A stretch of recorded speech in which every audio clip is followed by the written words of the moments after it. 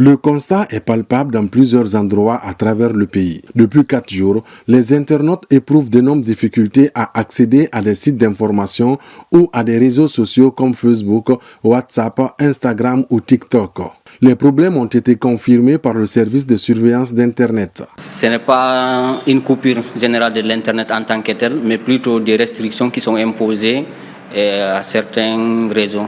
Nous sommes dans une phase d'observation pour voir comment cette situation va être gérée.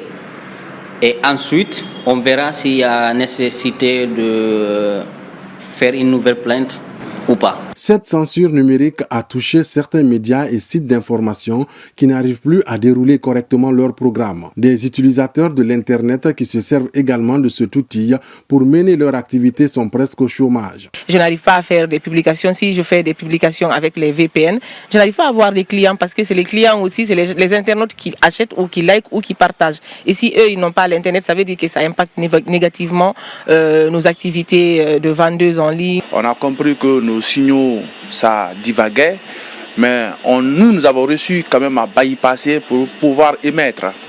Mais malheureusement, on ne diffuse pas pour nous, on diffuse pour les téléspectateurs, on diffuse pour la Guinée, l'Afrique et le monde. Pour le ministre des Postes et Télécommunications et porte-parole du gouvernement, ces perturbations sont dues à un problème technique lié au câble sous-marin qui connecte le pays à l'Internet. Si on avait pris la décision d'interrompre Internet, de fermer Facebook ou WhatsApp, on l'aurait annoncé qu'on ferme Facebook, on ferme. Il y a des pays où il n'y a pas Facebook, on l'aurait fermé. Tout l'Internet de la Guinée arrive dans ce point, donc quand il y a des difficultés, et c'est le même câble qui alimente beaucoup de pays africains, quand il y a des difficultés, nous sommes informés de ce qui se passe.